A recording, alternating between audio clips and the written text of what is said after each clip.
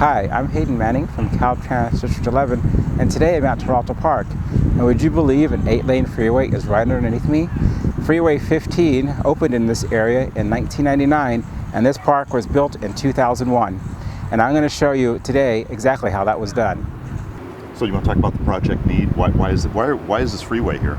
Well, you know, this freeway was conceived in 1954 as a route concept, and after the route concept, it kind of was left vacant for like 21 years. And in the meantime, this whole corridor was just kind of left, and urban decay occurred, and other things happened in the area where there was a really need to make some improvements. You know, right over here on the street frontage on 40th Street, traffic went right through there. So there was a lot of community concern about this area. It was starting to decline, and we needed to come up with a solution to this, to the problem, and they wanted to do something different. And what happened is, you know, generally a freeway will cut a community apart, and I think the community wanted to do something different. I don't know if you remember this, Steve, but in 1991 there was a thing called the Visions Project. I remember Visions well. Yeah. And that project actually included 5 blocks of area. But the good thing about that project, it really brought the community together in terms of looking at the transportation project as being something different. Well, and I think it's important to remember that the impacts on this community were enormous. This was the last unimproved stretch of the 15 between Mexico and Canada, essentially, and so we had all of that freeway traffic barreling through what was a residential neighborhood with people's driveways and homes right there on the roadway. So the impact was huge. So when Caltrans decided finally to move ahead, and there was a lot of community tussling about this, the idea that this project would be a benefit to the community was clear. The question was, would the project deliver enough benefits? Right? And so there was a huge process brought together, starting with Visions. Can we cap the entire freeway through this corridor, since it was going to be buried below grade? And ultimately, that was deemed to be like it's a very simple way of telling the story, but it was deemed ultimately not to be feasible. But the idea that we could make a freeway something more than just a transportation corridor through a community really took hold here, and so the community got very engaged in designing what ultimately was a multimodal corridor. Right. And so from a Caltrans perspective, instead of just looking at this as a transportation project, we started looking at it more like a complex urban design project. And I think that was the kind of shift that we took at that time.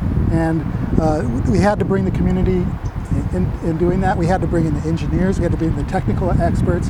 And as we evaluated the Visions project, we realized that 5 blocks from a mechanical perspective, from an engineering perspective, it was very difficult to do. So we wanted to focus on something that would really benefit the area. And there were a couple things that came up. One of the things was, of course, Teralta Park deck, and then also the expansion of the transit plazas in El Cajon and University.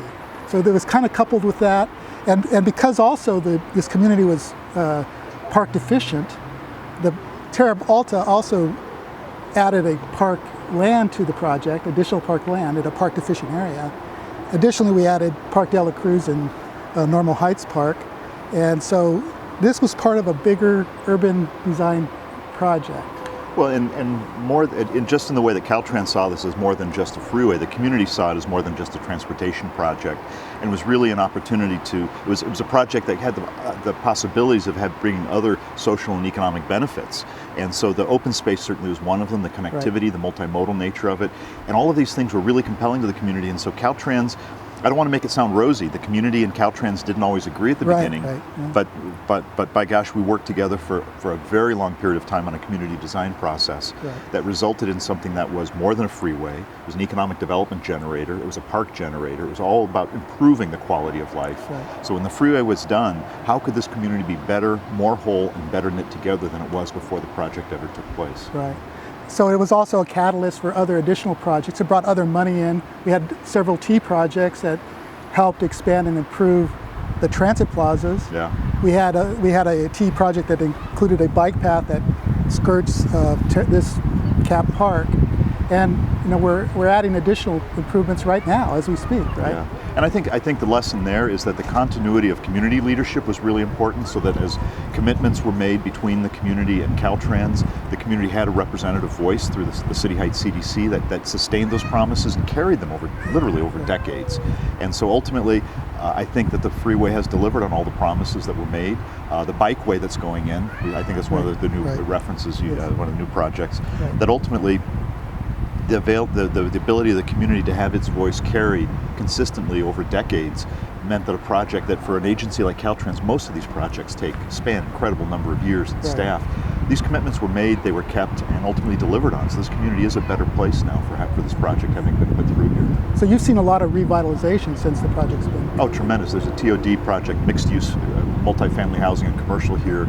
We're seeing the new bus routes that were facilitated by the freeway, which connect City Heights to downtown on 8-minute frequencies. 8-minute journey to downtown now used to be 35 minutes. So we're seeing a lot of changes, a lot of improvements in the properties in the vicinity of the freeway, where the reverse had been the case for the years that this freeway remained in doubt.